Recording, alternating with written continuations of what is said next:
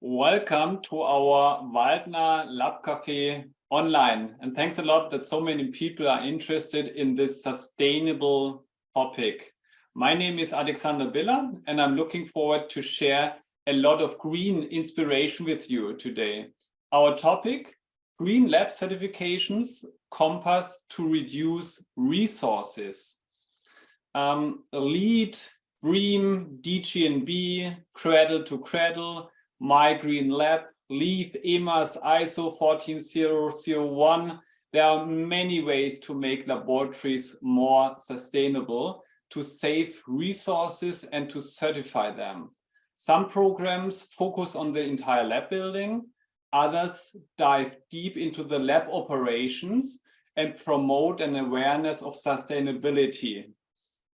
Together, we take a close look at the most widespread certifications and examine where and how they can best be used. And we have fantastic speaker today. Impulse number one is about what are the differences between the most popular lab certification in the world. With Dr. Kerstin Hermuth-Kleinschmidt. She is founder and owner of NIUB Sustainability Consulting, and Kerstin graduated in chemistry and holds PhD in microbiology from the University of Freiburg. She works since several years as an independent sustainability consultant with a strong focus on the implementation and monitoring of sustainability processes and the practical implementation of sustainability in scientific work and research. And my colleague Tolga Berk will also add some insights to this first impulse. So thank you, Kerstin, that you're joining, and also to you, Tolga. Impulse number two is focusing on the question, why does My Green Lab program has such a great impact to the labs? With James Connelly, Chief Executive Officer of My Green Lab. And James is an influential leader in the sustainability and green building movement. Before joining My Green Lab as CEO, James was Vice President of Strategic growth for the International Living Future Institute. He has a frequent keynote speaker and has deep knowledge of ESG reporting and strategy, and is passionate about rapidly catalyzing a global transition to net zero. So James, it's an honor that you're on board. Looking forward to your impulse. And impulse number three is about how can we integrate sustainability into lab operations with Christiane Glanzmann, Global Expert Laboratory Workplace Strategy at Roche. And Christiane is in charge of the laboratory workplace strategy across the Roche Diagnostics division, dedicated to support innovation, improve investment and operational cost efficiency and environmental sustainability. Christiane, I'm really happy that you're on board and also looking for your impulse. And at the end, we have a Q&A session. So if you have questions, please write it in the chat. And then I would say, let's start. Let's learn more from the green professional. And I'm also green today with my shirt, and take a good cup of coffee and be inspired. So Kerstin, it's your turn. Thanks a lot, and thanks for the introduction. And I'm happy to be here and to introduce to you now. The differences between the most popular certification systems in the world. Okay. So let's start. I just want to give you a short overview of the agenda. So first of all, we will start with the big picture, and then we will dive into the different certification schemes. So for management systems, buildings, equipment, labs, and also comparison. This is what Tolga will then talk about. And I just would like to start with the big picture. So what we all want to have is to reduce the environmental impact and to reduce the environmental impact of the whole organization. We would like to build sustainable lab facilities. We would like to choose sustainable equipment, and we would also like to make our lab work more sustainable. And for this, we have labels, audit, assessments, certifications, also in the research and lab world. But before starting about the different systems, I would like to start with the definition. So what do we mean when we talk, for example, about assessment? So an assessment is usually understood to mean the evaluation or the appraisal of products or functional units, and as well also as organizational units. And it's mainly on the basis of an agreement on the objectives and then followed by an initial survey, which is carried out, and then the measures are planned with which these objectives will be achieved. So, you know, perhaps the words of risk assessment or life cycle assessment. And then you have certification, which is a process by which external bodies, so for example, the TÜV, verifies that a product or service has certain specified characteristics or that it meets certain requirements.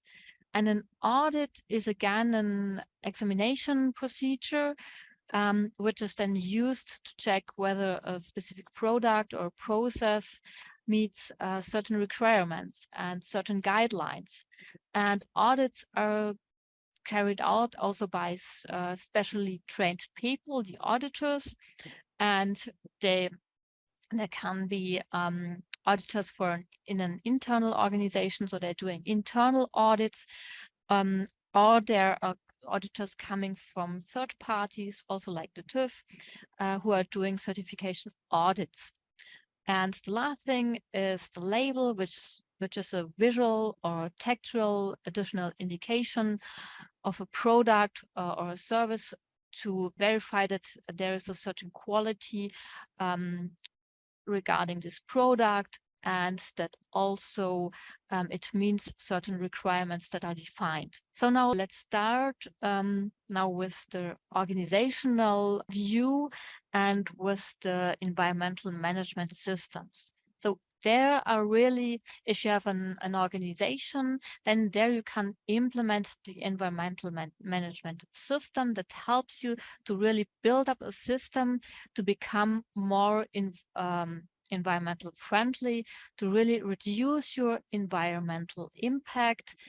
And that's what the ISO 14001 aims for.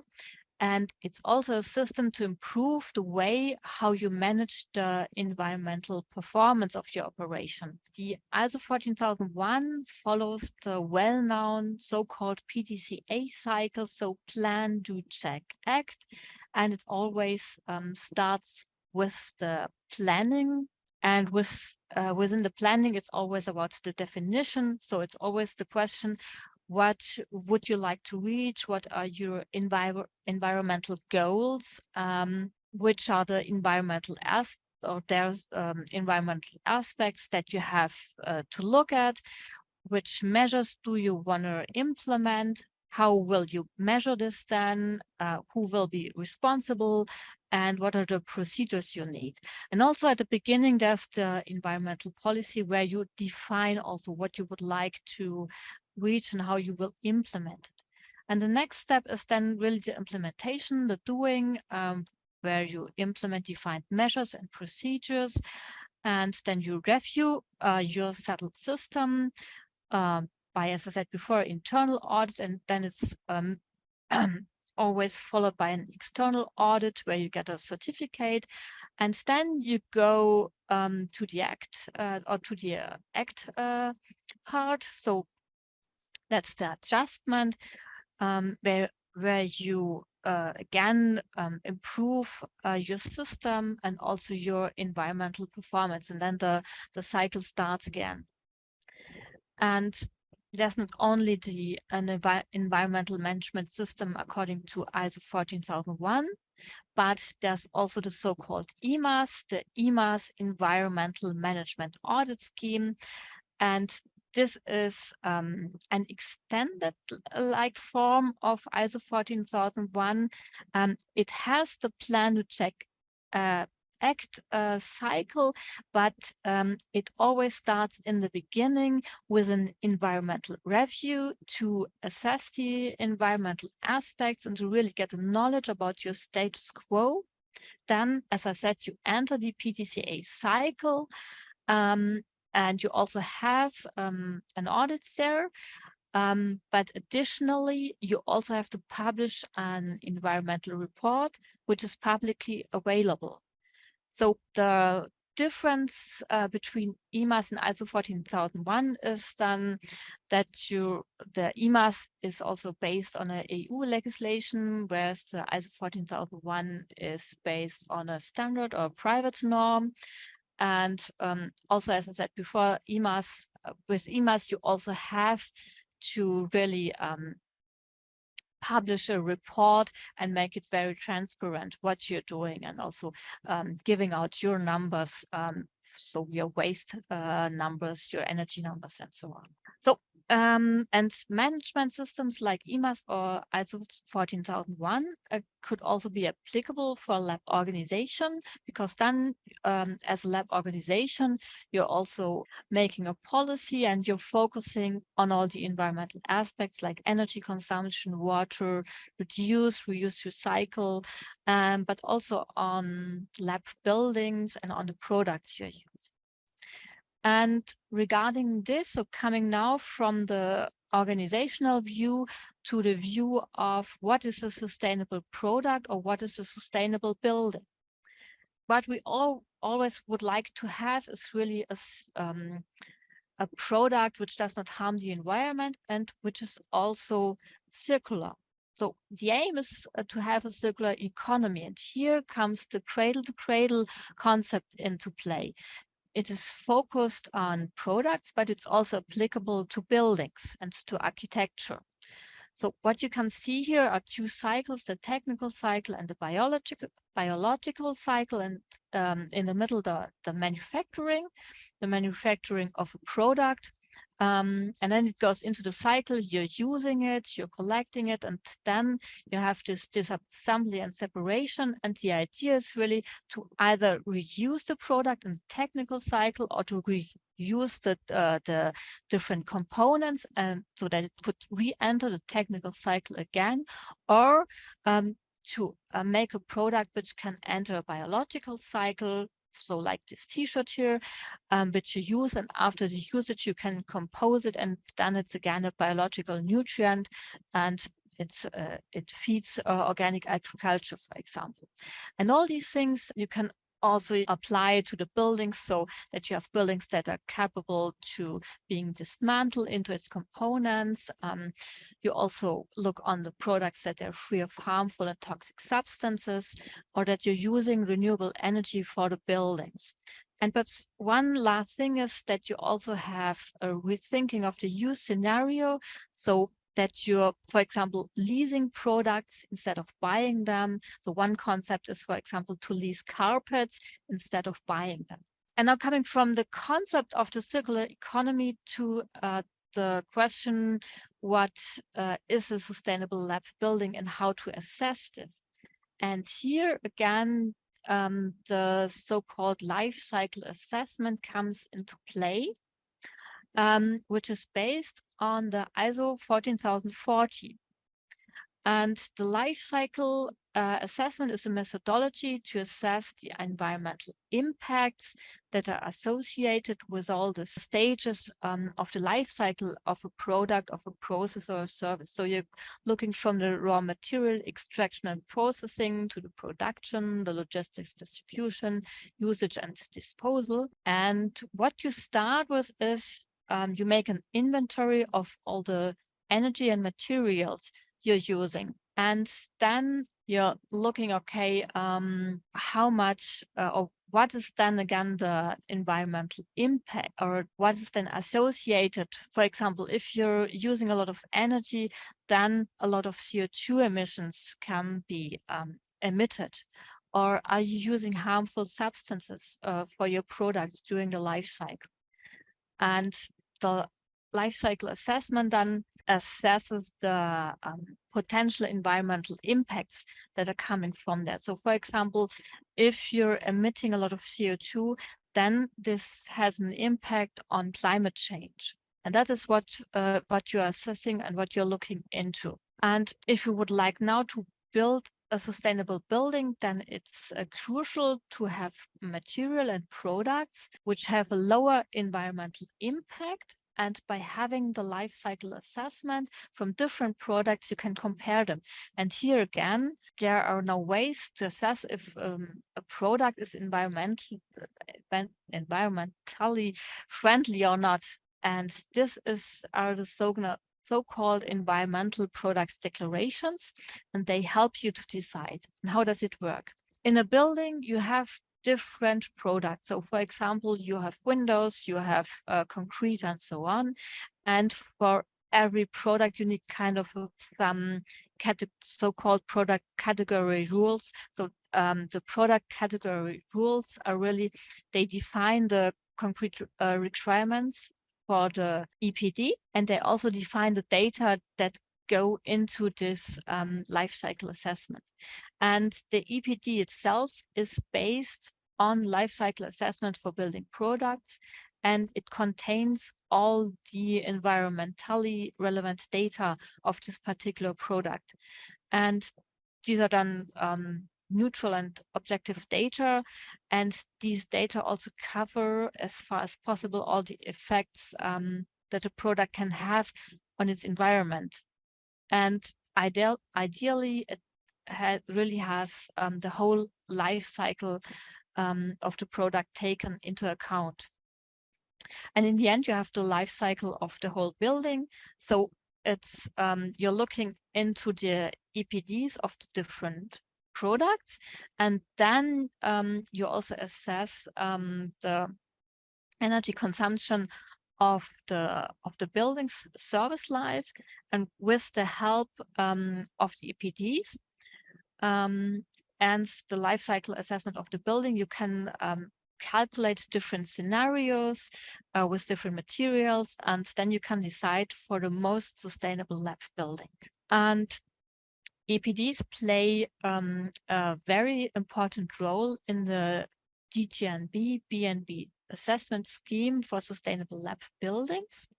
So the DGNB BNB system is a certification system which is mainly used in Germany, in Austria, and in Switzerland. And we also have a scheme or a certification scheme which is really focused on lab buildings, so which is only applicable for lab buildings. And here you really look at 6 different categories. So what you can see here, like the ecological quality, but also process quality or social, cultural, and functional quality.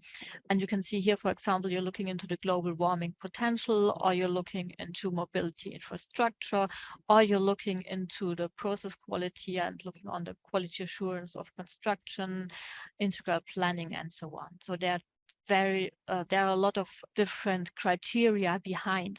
It's also a rated process, what you can see. So process quality is for 10%, for example, or the economic quality for 22%. And yeah, in the end, you get a whole picture, and you have to have a look on these different criteria. When you're starting to build a sustainable lab building, you're really looking into all these different criteria, and you take them into the design process already. And during the whole construction, you're also looking again into these different criteria and try to fulfill them. A lab building uses most of its resources not only for, in the building phase, in the construction phase, but mainly during the operation phase.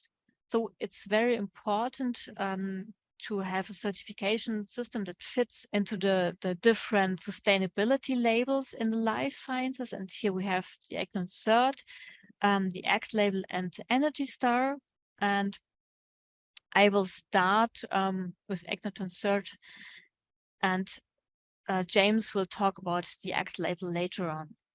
So again, here for the ECNO Cert, it is based on the BNB DGNB system.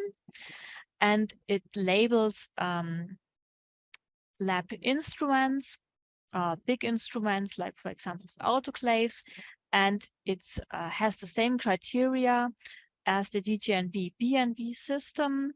And again, you can see that you're looking into the resource consumption, process quality, and so on. And it's also a rated assessment.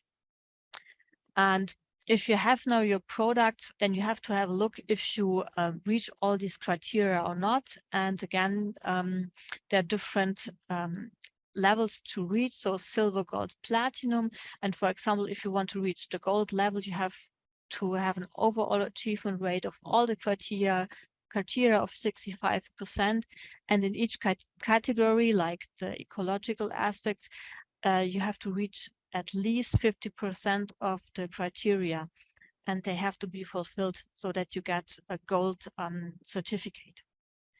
And instruments like cage washers or tunnel washers that are already certified or in the pilot phase. And on the site from Egnaton, you can learn more about the Egnaton certification.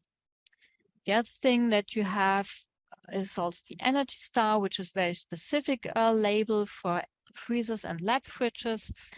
And again, there's also defined test protocol, which is available on the internet.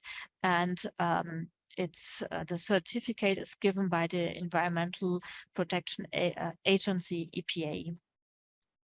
And now going from the instruments now to the lab operations, there are 2 certificates at the moment in the market. So James will again tell about My Green Lab certification, but there's also the so-called LEAF, so the Laboratory Efficiency Assessment Framework, which is a framework to reach sustainable lab operation. And it's an online tool that guides the users through sustainability actions. There are different criteria that you're looking at, so like ventilation, equipment, but also research quality. And you can reach different assessment levels, so like a bronze certification, silver or gold. And there are also linked different criteria to these categories. So for example, for bronze, equipment should always be turned off when it's not in use. But if you want to reach gold level, so the excess equipment, for example, should be repaired or donated. And there are also inbuilt calculators. And when you have implemented all these measures, then there's an online audit by LEAF administrators or a peer audit from your own university, from other groups from the same university. And there was a pilot study 2 years in the UK with about 230 lab groups from different universities. And there again, they showed that they could save 3,700 pounds on average per lab and annum, and also 2.3 tons of CO2 equivalents. And most of the user would use LEAF again. And since 2.5 years now, it's rolled out over the UK and also other countries. And there are a lot of labs that have already signed. Yeah, it's just also another way to make your lab more sustainable. And now I'm handing over to Tolga. Thank you very much, Kerstin, for those quick introductions. And also I will run through back and forth between the programs of LEAD and BREEAM.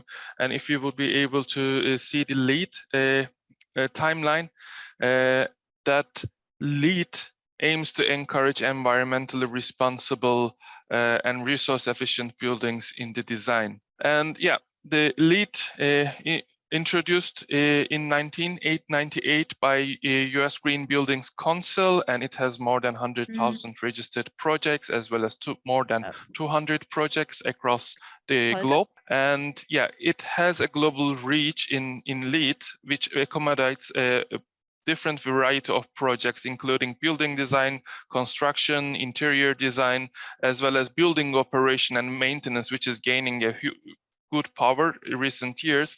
And LEAD intention is mostly drive the innovation and the best practices in the industry. And whereas BREEAM is established in 1990 in the United Kingdom. Therefore, it has more reach and more registered projects. And within those nearly 33 years, there are 500 projects registered, and more than 2 million projects are registered also in their system.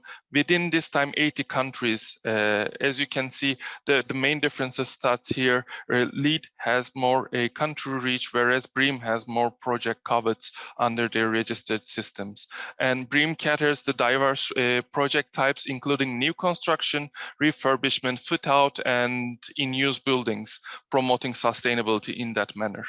And if you will be able to look to their global reach, in this case, LEAD would have a global reach of market recognition. LEAD is basically dominant in the United States market, and also the right certification system is only not only within your region, but it is also one of the other important factors is the regional factors. So if you have your peers in your own region, you LEAD, if you should follow those, but if not, the LEAD is appears to be a good option out of those. And BREEAM, as we mentioned, has a strong reach mainly in the UK. So also catching quite good attractions from the European investors. And some notable BREEAM certificated projects are located Amsterdam or Masdar city in Middle East, or in there are a few remarkable projects also considering zero waste and net carbon, zero carbon in Abu Dhabi. So it is also one other remarkable program within a global reach. So if you would like to see the common categories between two programs, most of the consideration of those two programs is similar, whereas there are some individual different categories existing in LEAD for especially regional priority, which every year the importance is giving more on the other topics than the regional priority, and it is getting bit less under the scope of the LEAD program, I can say. And as you can see, the BREEAM has common points, whereas more focus on the pollution management systems of the building. We would be able to see also DGNB involved, and here is, as you can see, DGNB has slightly more aspects and scope, especially in the life cycle impact, process quality, and socio-cultural aspects. And whereas other energy, water, indoor environmental, and material usage, as well as waste streams in the building, is the main consideration of both three programs all around the world. So that's pretty much sums up all our summary for the programs, and thank you very much. We are back to you, Alexander. Okay, thanks a lot Thank to you, Kerstin, and to you, Tolga, for this great overview in the jungle of green certifications. So I would say I directly hand over to you, James, and yeah, it's up to you. Thank you very much, and I'm excited to talk about My Green Lab and our mission to build a global culture of sustainability and science, and how driving cultural transformation in a lab leads to lasting impact and transformation. So My Green Lab's mission is to build a global culture of sustainability and science to transform the industry into a global leader in environmental sustainability. We do this through education, community engagement, and market-leading certification tools, ultimately to inspire the scientific community to integrate sustainability into everything they do. Our long-term vision is a world where all science is conducted in a way that benefits the health and well-being of people and our planet. As many of you know, and as many of the panelists have talked about before, laboratories are some of the most expensive to operate and environmentally intensive buildings of any kind, up to 10 times more energy, 4 times more water. We know labs produce a massive amount of hazardous plastic, single-use plastic, and other hazardous waste. And My Green Lab actually released a study at COP27 this year showing that just public companies alone in biotech and pharma produce 230 million metric tons of CO2 annually, which is equivalent to 578 natural gas-fired power plants. And that's just public companies. If we add in private companies, government, academic labs, the impact is actually much higher. And so My Green Lab's tools and programs are really a proven process to reduce environmental impact in what has traditionally been very difficult and challenging to address areas, laboratories and lab supply chains. My Green Lab certification is recognized as the international gold standard for laboratory sustainability best practice. And we quickly learned you can't have a green lab without green products, just as Kerstin described. And so we created a program, the first and only eco-label for laboratory products. So while My Green Lab certifications, programs, and tools drive environmental impact reductions, they also have a lot of value for participants. Commercial labs have measured over a 4 times return on investment for participating in My Green Lab certification. Our pricing for academic labs is actually 8 times cheaper. So we expect actually that return on investment to be close to 8 times as high. So they're not only getting an environmental benefit, they're also getting a clear economic benefit. If we take a closer look at energy, 57% of energy consumption in a lab can be impacted or directly impacted from a lab user. So fans by closing fume hood sashes, plug loads, obviously, by managing and monitoring equipment, and then lights. All those things are actually under the control of the lab user. And as Kerstin mentioned, the operation of a lab is actually where the majority of the environmental impact is.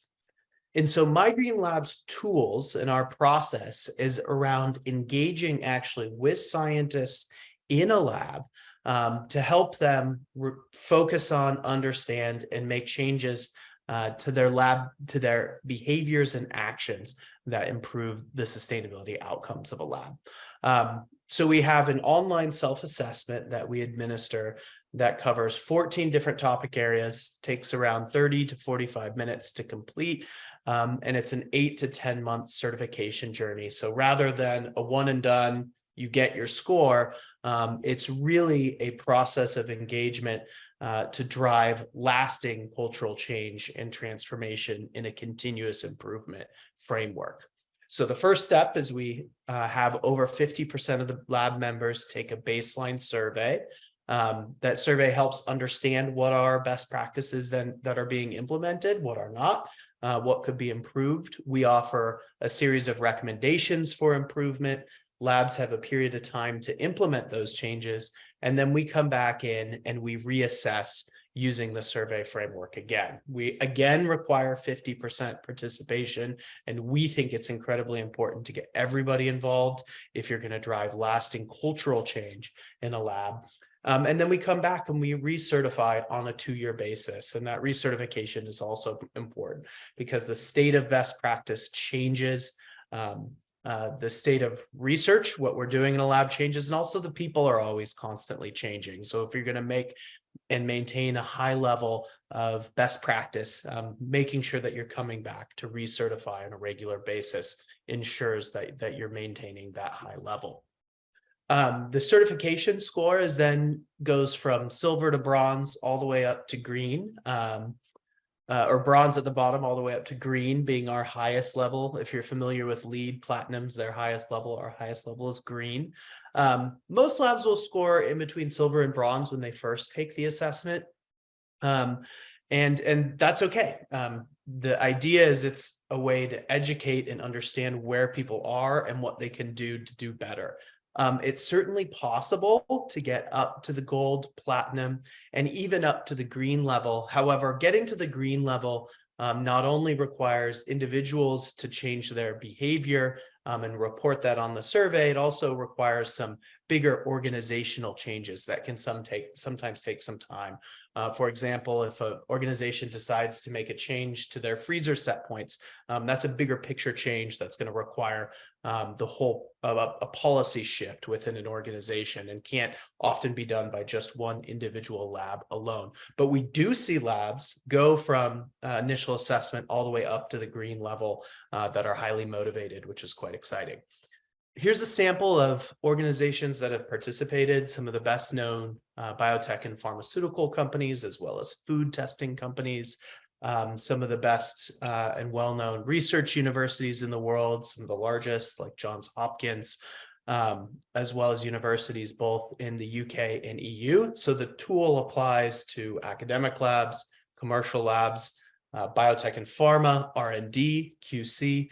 We also do food testing and other types of R&D as well. So it's a really comprehensive approach. In recognition of the program's ability to drive impact, specifically in the biotech and pharmaceutical sector, MyGreen certification was selected as a breakthrough outcome in the UN Race to Zero. They actually set a goal that 95% of labs across major pharma and medtech companies are MyGreen certified at that highest green level by 2030. And it's certainly an aggressive target. And let me talk a little bit about what the Race to Zero is. The Race to Zero is a global campaign to get business leaders from around the world, as well as investors and cities and regions and healthcare institutions, to be zero carbon by 2050. As soon as possible, and at 2050 by the very latest. And it's a really, really intentional strategy that they put together for the Race to Zero, because they're not only asking organizations to make a commitment to be net zero by 2050 or sooner, they're also tracking short-term outcomes. What are short-term key indicators that will show the industry is on a path to that long-term net zero transition? And that's why they selected MyGreen certification as a tool to demonstrate progress, not in power purchasing agreements, but in actual reductions that are within the control of the organization themselves. It's not the only thing that companies need to do, but they identified it as a key tipping point. And it's pretty exciting to see the transformation already underway in pharma.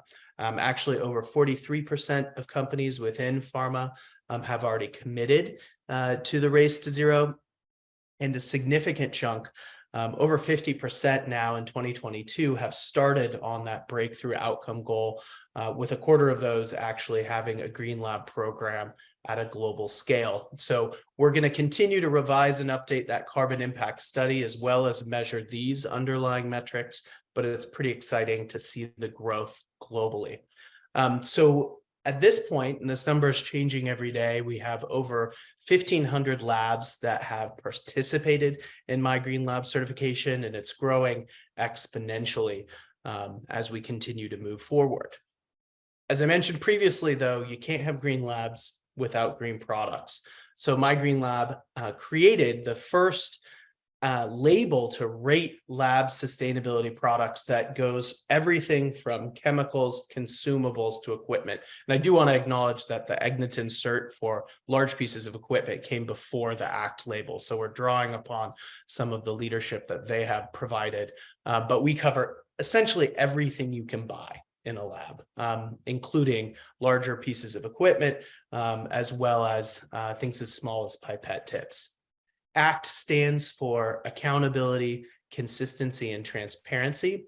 And it's really a way to look from a life cycle perspective at the environmental impact of a product. And so Kerstin mentioned LCA and ISO 14040 and that process. This is really bringing that same philosophy and providing it in a simplified scorecard that's easy for scientists to understand and select products through. We actually have over 2,700 labels live on the ACT database, and we actually have more than 1,000 products from 28 companies underway. So we're going to double the number of companies participating in the ACT label now. You can find them all at act.mygreenlab.org. And lastly, I just want to mention a couple ways that anybody can get involved in lab sustainability. The first is the Freezer Challenge. So the Freezer Challenge is a free online competition that anybody can get involved in. Friendly competition to reduce the environmental impact of cold storage. It runs from January 1st to June 30th, so it's not too late if anybody wants to sign their lab up. We get most participation from academic, but we also get some from biotech and pharma, as well as hospital and clinical labs, as well as government labs, very large government labs, in fact, and had over 1,200 labs participate last year, saving 9.5 million kilowatt hours, which is equivalent to the energy consumed for 1,300 American homes. And since the program started, we've actually saved over 24 million kilowatt hours, all through a free, friendly competition. And then our other programs go much deeper. Lastly, I want to mention 2 educational programs. One is our My Green Lab Ambassador program. It's a great free way for people to learn about lab sustainability and then get connected to our global community. We meet on a monthly basis. It's a quick intro to sustainability, covering topics in energy, waste, water, green chemistry, and community. We have over 3,600 ambassadors in 57 countries, as I mentioned, and then we meet monthly to share information and ideas similar to the Labcafé here. And then if you want to go deeper, My Green Lab has a My Green Lab accredited professional designation, the first of its kind professional designation for lab sustainability experts. And that's available online, and there's discounts for students and nonprofits and governments, relatively inexpensive courses as well. So to conclude, we're making incredible progress, 1,500 labs, but that's only about 0.5% of the labs in the world. 10 million scientists, just through Green Lab certification, not including our other programs. We've engaged over 18,000 scientists, but that's only 0.18%. So we have to go further, faster. Programs like the UN that are driving companies to set higher level goals and pushing towards greater market adoption, I think, have been powerful in driving sustainability in the commercial sector, but we need a similar push in the academic sector. That's why My Green Lab has partnered with the International Institute for Sustainable Laboratories to encourage science funders to provide incentives for sustainability and research.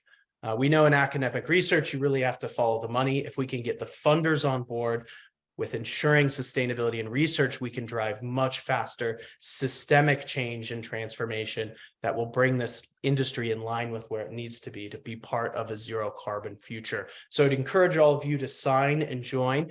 We've had many people sign up to be part of the Sustainable Science Advocates. You can sign as an individual or an organization. And then we're going out and having conversations with scientific funders on an active basis to get them to start thinking about green labs as part of their incentive structure, which will actually open up more money for research because that money will be used more efficiently. So in sum, My Green Lab has sort of a comprehensive suite of programs, from our market-leading certification program, our program for laboratory products. We also have these great entry points for anybody that just wants to get started on a lab sustainability initiative, including the Freezer Challenge, the Ambassador Program, and the My Green Lab Accredited Professional. And then we partner with the UN Race to Zero program to really drive engagement for corporates and commercial labs at a higher level, and the Million Advocates for Sustainable Science to get at some of the systemic issues that are preventing adoption of sustainable practices in labs. So our 10-year vision, and this vision is aligned with that 10-year goal for the UN Race to Zero, is a complete transformation of the scientific community so that every individual in science is fluent in sustainability and understands how they can make a difference through their work and actions, that every lab is green and every laboratory product is designed to minimize environmental impact, and that we have a thriving culture of sustainability at every leading organization in science. And that science moves from a little bit of a laggard to where it's already becoming right now, which is a global leader on sustainability. And we really think this is the industry that should. We have the innovative capacity, we have the knowledge, we have the talented people, we understand the science to be the first to achieve zero carbon and be a model for the rest of the world to follow. So leave you with just one last quote, which is, "Never doubt that a small group of thoughtful, committed citizens can change the world. Indeed, it's the only thing that ever has, and it's amazing to see what we've already been able to accomplish in a short time." And I encourage all of you to join us with this mission to build a global culture of sustainability in science. So thank you very much. Wow, James, thanks a lot. Thanks a lot for sharing this great programs of My Green Lab. And I have to say, I'm a big fan of My Green Lab, the ACT label, the My Green Lab certification. I also made the My Green Lab ambassador, and also Tolga is AP. He made the AP program, and it's really fantastic what you created there. So good luck for the future. It's really cool. And a question to you, James. For example, for the My Green Lab certification, how do I get signed up and what does it cost? Yeah, no, absolutely. So reach out to me, james@mygreenlab.org or info@mygreenlab.org, and we'll have one of our team members get in touch with you. The program costs $4,000 for commercial labs and $500 for academic labs. That gets you expert support from our team, access to our resources, and then part of that continuous improvement process that includes an independent assessment and issuing the certification at the end. The price goes down dramatically the more labs you pursue, though. So we have discounted pricing as well as university pricing, institutional level pricing. So reach out to us and we'd love to have a conversation with you about it. Great. So and when we talk about many labs who joined the My Green Lab certification, we talk about Roche, and then I hand over to you, Christiane, and looking forward to your impulse. Yes, hello everyone. It's really great that you're still on the call, even though it's already getting quite late today here in wherever we are in Europe. Yes, I'm going to give you a behind the scene look today on how Roche is, doing on their journey to certifying their labs.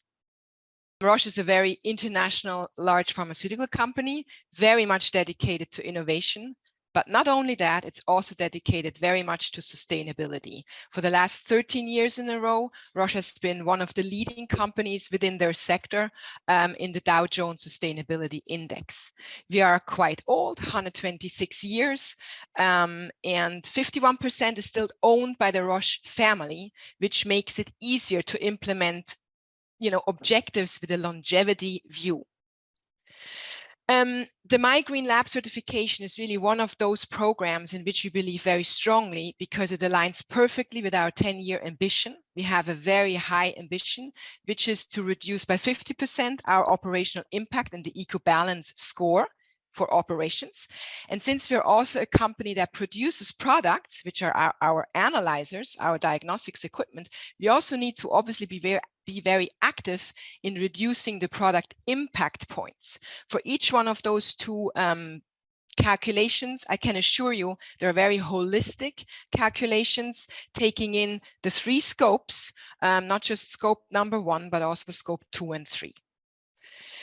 Why do we do it? Of course, as James was pointing out, it really needs a lot of commitment from everyone working in the lab, but it supports our ambition. But it's not only that. We also want to promote the collaboration across One Roche through this program, because it's not only Roche in Europe, it's also Genentech in San Francisco and Pleasanton and other sites where we share practices and where we get everyone highly passionate about this topic.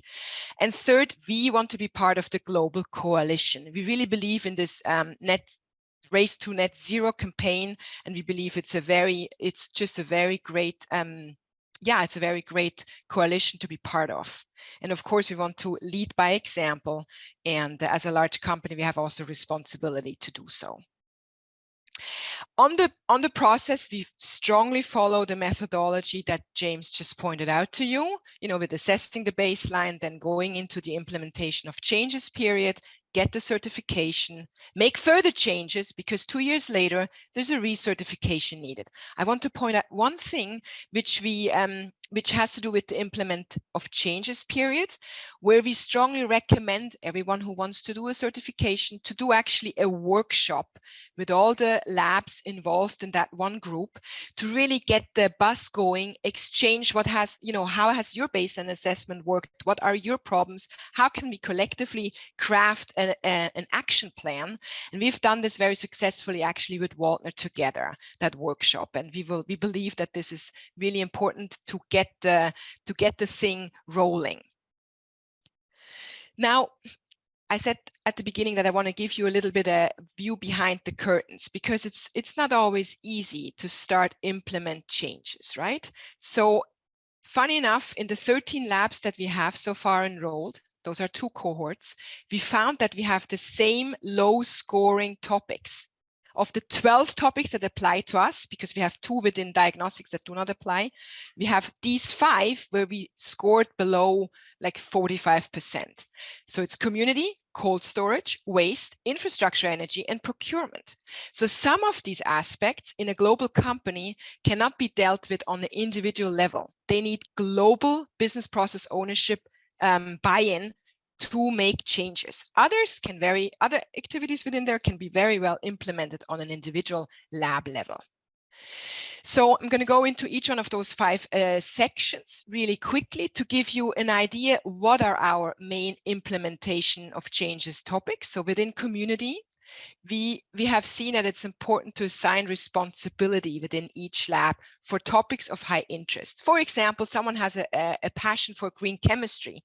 Well, let that person lead that topic, give monthly updates, give education, and create that center of excellence with regards to this topic. Then we want to make sure whenever there is a new joiner, an onboarding tool has the sustainability operational processes embedded in that, such that people joining Roche right away in the lab, they will be very well educated on the topics. Some of the labs implement now like little competitions, like the Green Hero of the Month. They're like saying, hey, this was wonderful. We give that a little prize via our internal applause system. And then very, let's say, practical, we organize monthly cohort meetings where the 2 cohorts come together, where we give updates, where we provide some educational background, and where we also celebrate if we made a success. Cold storage, very important improvement area. Our cohorts have now really got an acceleration of participating into the Roche internal freezer program, it's inspired by the overall freezer challenge from the Migraine Lab, but it's an internal program, and we have about 3,300 ultra low freezers, and if only half of them, will raise the temperature by 10 degrees of Celsius, we will have made huge progress. We have different stages, and I'm not going to go into the details, but it's a very well managed and global Roche internal program. Then in terms of waste, so there are 3 topics. On one hand, we really, and here it's a global thing that we need to change the standing order process. When we are having internal deliveries, we get the same packaging than if we were an outside company, and we need to strive to reduce this packaging material. It's not going to be easy, but we're trying. The second one, in working together with our vendors, we are going to prioritize those vendors that offer a take back program, but only if they make this, if their product is going to be made available for reuse. And very cool, on our Pennsburg site, we start recycling mixed labs plastics with a company called Remondis, and it's very new. We just started this. It needs, of course, if biological waste is in there, it needs to be decontaminated by us. But then once it's decontaminated, it'll be Remondis picks it up and recycles it. It's really, really super. On an infrastructure energy level, you have to know that almost all of the labs that participate in the certification, they are in pretty old buildings. So it's not so easy to change the air handling system, or let's say the control system of that building. But still, there are things where we can make improvement. For example, push the lab owners to go further with the risk-based reduction of air changes. Of course, it's based on the science that is happening, but the yearly update can be made more, let's say, more reinforced, and we get better, lower air changes in the labs. We will install LED lighting, and we're also going to work with the lab leaders to say, hey, night and weekends, let's reduce, the temperature, and let's reduce the air changes. And then there are energy action plans that take place anyway at Roche on a system level. So for example, when we're talking humidification, we're trying to substitute saturated steam humidification by high pressure water humidification. And we're going to try to install air cold recovery, or in some cases, heat recovery. This is not the lab owner who's going to do that, but we are going to inform the labs that these things take place, such that when the certification question comes, the lab people can say, hey, yes, we know we're doing all these great things in the infrastructure energy dimension. Procurement, huge topic, and this topic is really at all of these levels involving the global business process owners. First, we want to make sure that the labels such as ACT and Energy Star are visible on our procurement platform, which is called MyBuy, such that you can make very informed decisions right away. You see, hey, the new Eppendorf centrifuge, because there are quite some centrifuges, for example, that just got the ACT label, and you can just see it right away, and then you select that centrifuge. We want to engage with our lab supply and equipment vendors, including Waldner, to transparently show the product's carbon footprint, and also see, hey, can you not only show what the carbon footprint is of your product, but also can you make products that use less energy? And I think in that dimension, it's important to say that Roche is in the process of committing to the Science-Based Target Initiative. And some of you might know the Science-Based Target Initiative. It's a program that really makes an external validation of the value chain decarbonization. And once you give in your goals, you have to transparently show how you track towards your goals. And we believe that that's obviously super important. And we from the My Green Lab believe it's very important that we work together with that team that defines these criteria, because then we can have a much bigger leverage also over our vendors to say, hey, you vendor, you're also part of the SBTi. We also, so let's work together on reducing our supply chain. So I think this, in short, was a quick behind the scene look on where we are with our My Green Lab certification. It's not just me, obviously. We have a pretty large team across the network. You can see all the different people in the network. We have from Roche Pharma, Roche Diagnostics, and Genentech, people that are facilitating the process. And Genentech is actually further along than we are. Genentech has more than 30 labs that are in the process of being certified. We have 13, but we're making good progress. Almost weekly, I get emails from other labs that want to join. So I think it's highly promising. And I'm super glad that we have this great team on board that works towards, this implementation. With that, I want to give back to Alexander. Wow, also to you, Christiane, great insights from your certification process and many practical things, yes. Which you did there. So really cool to see that. And we have a question directly to you in the chat, Christiane. From Stefan, what is the first My Green Lab certification level you obtained at Roche? I imagine you are pretty representative of a standard pharma lab. Super question. I don't want to lie, actually, because the first 3 labs that got certified were Genentech labs, and I do not know the level. I believe it was gold, but it could platinum. So Stefan, if you leave me or Alexander the email from where you're calling, then we will give you the details, because I don't want to say anything that's not correct. Okay, thank you. Another question is, will the presentation be shared with participants? And I can say yes. We have recorded the session, so in 1 or 2 weeks we have it on our website, on the Waldner website or on the YouTube platform, and we also will promote this video. And then you can look again and forward that to other interested people so that they know more about the different certification possibilities. And another question to you, Christiane. what are the most interesting difficulties to tackle in the certification process? Yeah, I think there are two things. On one hand, it's of course we're outcome oriented. We want to get the best outcome within a relatively short period of time, right? We have these 6 to 9 months of implement changes. And I think it's, yes, we would love to have already the MyBuy platform, for example, up and running, but we cannot promise that.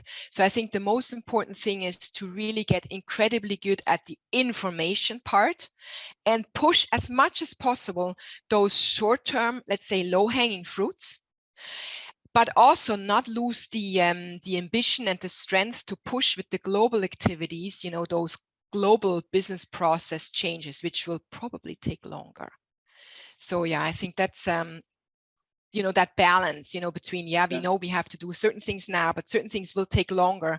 That is kind of, I think, a challenge, Yeah, and I think, and we had that in the workshop we did at Penzberg together, and you need something to motivate everybody. So also the low-hanging fruit, the quick wins. Hey, yes, we do that, and then we have a success together. But the other things are more than in a long term, and you need both, as you mentioned. And there's one thing more that I would like to have James' opinion on. I think what will be important in the future is that there is some more quantifiable outcomes. So I think if we want to scale up, and not that I say that's a difficulty right now, but I could imagine it will be potential difficulty down the line. If we want to raise awareness and talk to senior leaders about this program, we need to show them how much did we save. And so a simple tool such as the one that you developed together with AstraZeneca would be really helpful also for Roche. Yeah, and I'm glad that you mentioned that. And I think, Christiane, that is one of the key items that's being integrated into the current revision and update to the standard. So just like all standards, both ACT and MyGreen are updated on a periodic basis to represent best practice in the industry. So we are kind of midstream through that revision and update. And I think that feedback has been appreciated by everybody, providing a tool that allows you to easily track the impact that you're having along with the engagement of your team. So you can demonstrate reductions and then actually having that be reported in a way that's evaluated by MyGreen so it can be used not only in internal communication, but external communication is our ultimate goal there. And I think that's going to be really important. I just want to maybe kind of reflect too, since we're talking about certifications in this group, you know, the European anti-greenwashing legislation recently came out. The US for a long time has had FTC guidelines around sustainability. I think that all of the programs that we promote and we talk about leverage, you know, the concept around third-party certification and independent verification.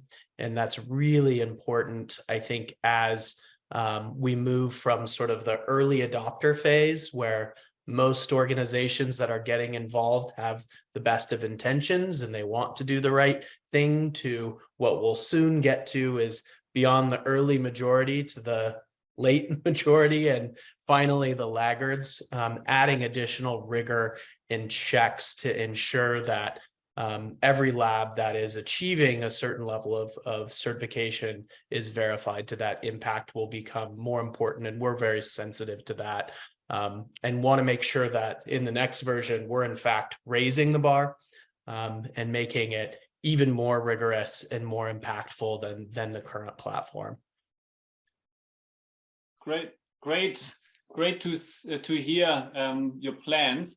Another thing to you, James, there are many ACT labels on equipment, vendors, and so on, take back programs.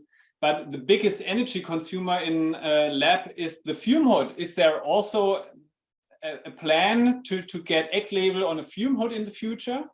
Yeah, no, so that's a great question. You know, we're actually talking with a number of experts about, right now, the ACT label has on it a simplified understanding of energy consumption using typical usage. And I think that's actually very useful for scientists or the layperson maybe that doesn't understand all the details that go into typical ventilation rates the way that your team does at Waldner and probably everybody on this call.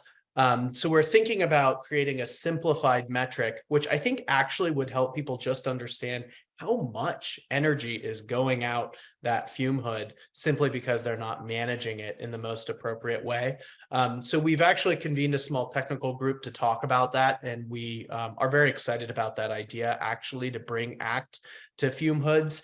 If it doesn't make it in the current version as it's currently structured, we are beginning an update and revision to the ACT label program, and we're going to provide further differentiation per product category. And fume hoods is definitely one of those product categories that we'll address. But I actually think people don't quite understand the technical details behind what is a more efficient fume hood than another one, and ACT could actually play a really important role in shining a light and highlighting those products that are dramatically more efficient actually than either older fume hoods or even the less efficient fume hoods on the market. Similar to Energy Star for ULT freezers, I think there's an important role we could play there to really drive adoption of the most efficient equipment. Yeah, great. Also great next steps in the future with MyGreen Lab. So everybody in the audience, from the audience, look to the website regularly and look to the next steps of MyGreen Lab. There's coming some things in the future. Then the next question, Tolga, then come you back to the table, and how can we ensure the green building standards like LEED and BREEAM fully address the distinct needs of scientific spaces? Can they balance operational costs and environmental impact at the same time? Yep. Thank you, Alexander, and I am back. And in short, no. And if you need to elaborate a bit, it depends what you're aiming in the end. The green buildings are essential for fostering the sustainability across various investments. And specialized facilities like laboratories, in this case, the prerequisites may not be effective or directly related for the process. And as we understood well today with our all speakers, thanks to them, laboratories are typically having a higher operation cost and emissions, as well as emitting greenhouse gases, and due to their unique nature, like fume hood usage or specific equipment usage. And as James mentioned when he's answering his last question, during the design phase, project teams also should be mindful about their selections because, for instance, you can peak your carbon dioxide emission of your laboratory by 30 times in the long run, simply selecting a type of a fume hood that breathes out 1,000 cubic meter rather than 300. And this is proudly produced from raw materials which have low VOC emission or sustainable forestry. That means, greenwashing is a real thing and the decisions need to be taken carefully. It is crucial to consider both for this reason. Environmental impact and operational effectiveness needs equal attention rather than prioritizing one to another. And lastly, we should not forget the fact that our choices are the most powerful action towards the sustainable and eco-respectful future. So, yeah, that's what I can say. Okay, thank you. Great. And perhaps Kerstin, come back to the table. Do you have 3 tips to start a sustainable lab? I think a good thing is really to think about your routines. So really, if you go into the lab in the morning, what are the first things you're doing? So are you putting on water bath because you need it in the afternoon, or to putting on instruments? So I think it's a good idea to think about routines, to also to think about the energy consumption, and to perhaps what Christiane mentioned with regarding the freezer. So by turning them from -80 to -70, you can save about 30% of energy. And a last thing is really to look also into the plastic usage, that you have to really look, where can I reduce, where can I miniaturize, are there any recycling programs that I can join. So I think there are a lot of possibilities, but I think the good thing is to look into your routines, into the energy consumption, into the freezer. And yeah, and last thing, as we're at Waldner, is to shut the sash if you don't need it. Yeah, okay. And then the next question to you, James. In your opinion, what are some examples of actions to create a significant impact? Yeah, well, I will continue on with what Kerstin said. I think, freezers tend to be some of the largest energy consumers. Autoclaves, similarly. There are some old autoclaves we find in university buildings that don't have a water miser or any way to temper the water. So they're essentially just having cold water run down the drain 100% of the time, which can just use a massive amount of water. And obviously shutting the sash is critical. I think there's a lot of innovation now happening, as Christiane mentioned, around better management of laboratory plastics. There's some really interesting organizations we work with, Polycarbon, where they actually take your own plastic and then sell you back remade products made out of it. Envitech has a way of treating regulated medical waste without using autoclaves through a chemical process. There's a product called Sterilis Solutions that does that same type of thing at a smaller scale. And I just think there's a lot of innovation right now happening around better management of lab plastics. And there's great partnerships that are being developed. So taking another look at the lab plastic that you're buying and where it goes at the end of its life and how you're treating it from a biohazardous standpoint, I think has the potential for quite a bit of impact. And then the last thing I would mention is, I think one of the things that is not great about certifications, and in fact, I think this happened quite often with LEED, is it just became like a box ticking exercise. So rather than really spurring innovation and driving a lasting culture of transformation, everybody just wanted to tick the box and say that they did it. What we really like about our program is that the assessment, recommendation, certification process helps to get people, as Christiane described, thinking innovatively about what are the best solutions. And particularly in a scientific environment, they're different depending on the lab and depending on the type of research that you're doing. And actually, the innovative ideas really need to come out of the researchers themselves. So getting them engaged is really important. And then when people are engaged, that's when you drive a lasting culture of transformation.